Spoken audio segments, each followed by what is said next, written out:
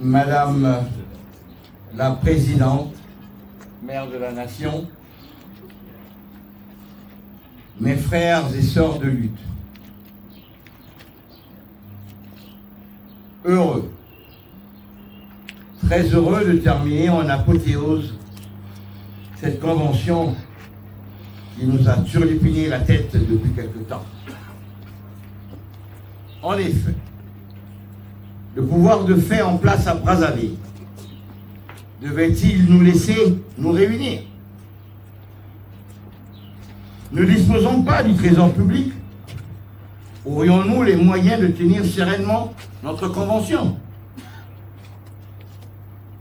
Les tensions sociales actuelles découlant des traitements inhumains subis par notre base ne serait-elle pas l'occasion de contestations tout azimut?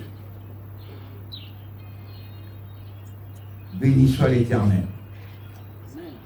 Que tout ceci ait été contenu dans un climat serein, empreint de fraternité, d'esprit républicain et patriotique. Frères et sœurs, pour ce mot de clôture, j'ai choisi de partager avec vous quelques réflexions sur la repentance. Les drames que nous vivons nous interrogent sur le fait que la repentance affaiblit-elle?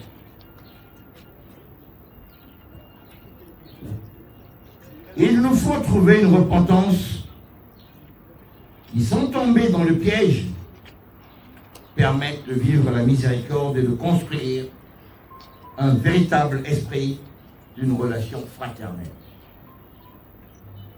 Une juste repentance, selon une philosophie de la liberté et une juste christologie, nous rendent plus forts. L'Évangile nous démontre que demander parfois pardon fait partie de l'autorité du chef. Que la repentance nous met nous-mêmes devant notre liberté, remet l'autre devant sa responsabilité, recrée la fraternité comme l'action et finalement, elle ouvre à une vraie connaissance de soi, indispensable à l'action et en particulier à la victoire. Posons-nous d'abord le principe. Dans la repentance, il s'agit que je reconnaisse mes fautes et celles de ma communauté afin de retrouver la liberté et mieux cerner la responsabilité d'autrui. Il ne s'agit pas, surtout pas, de déresponsabiliser l'autre. Le pardon est un acte de Dieu. David, le grand roi, le vainqueur, qui a battu Goliath et les Philistins, aimait demander pardon.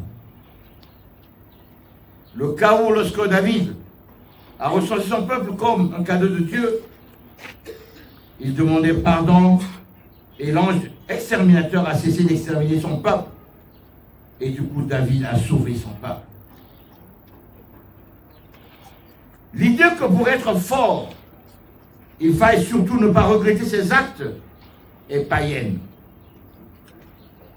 Seul celui qui sait demander pardon de ses fautes est digne d'être chef.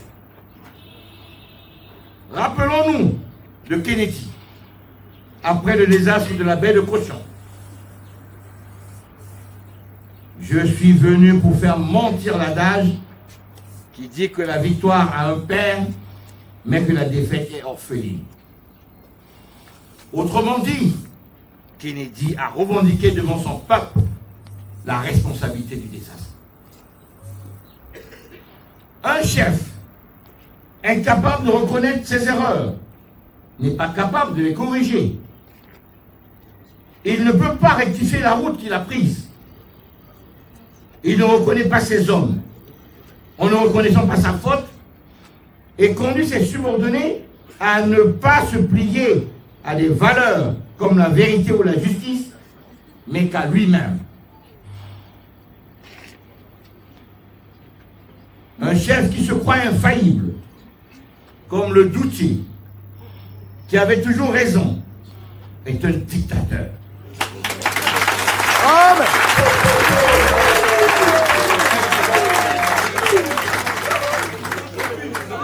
Un tyran.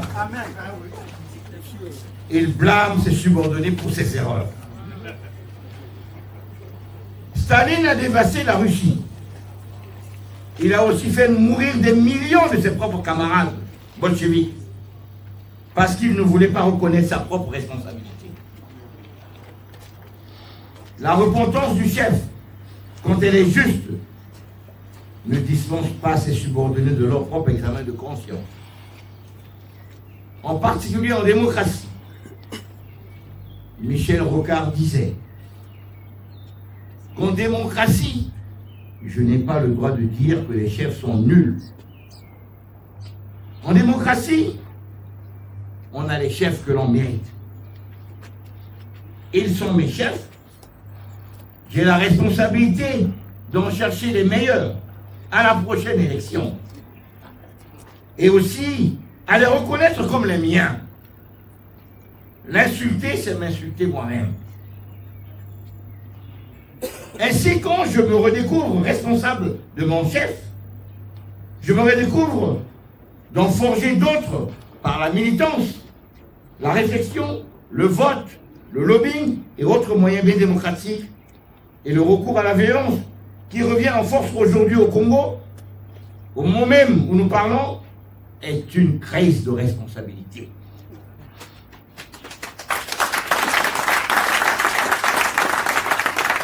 Dirigeants et dirigés ne sont plus responsables des uns et des autres. Et par conséquent, ne savent plus que se taper dessus. La repentance libère des déterminismes. Antoine de Saint-Exupéry, dans son combat contre le nazisme, écrit « Je comprends le sens de l'humilité. Elle est le principe même de l'action. Si on a l'intention de m'en absoudre, j'excuse mes malheurs par la trahison. Je me soumets donc à la trahison. Mais si je prends ma faute en charge, je revendique mon pouvoir d'homme. » Il refuse ainsi de nommer un autre responsable que lui-même. Au lieu de vitupérer sans cesse contre ses ennemis, il nous faut donc regarder en quoi notre responsabilité d'opposant consiste à construire ici et maintenant une société congolaise libre et prospère. L'avenir du Congo ne se joue pas ailleurs, mais ici, au Congo et maintenant. Quand nous aurons appris tous à redécouvrir une logique d'intégration sociale avec une laïcité positive, nous serions plus forts. Et pour cela, il nous faut mener un examen de conscience de nos échecs. La repentance évite de commettre sans cesse les mêmes erreurs. Le pardon permet au passé de devenir passé. La repentance renforce aussi celui qui a demandé pardon. L'absence de repentance nous affaiblit. Demander pardon à l'autre, cela lui permet à lui aussi de demander pardon à son tour. Celui qui a pour un moment dominé reconnaît ipso facto sa faute. Et ipso facto, celui qui a été impressionné par son agresseur est renvoyé à sa conscience. Le processus de repentance est donc indispensable à la restauration d'une autorité face à des crimes qui, eux, nous ont divisés. Et nous diviserons tant, et nous ne les regarderons pas tous en face. notre société sera bien plus forte quand elle aura reconstruit cette fraternité. L'orgueil a fait tomber plus d'un empire qui se croyait invulnérable. La repentance rend plus fort et demander pardon est un acte divin. Je vous remercie.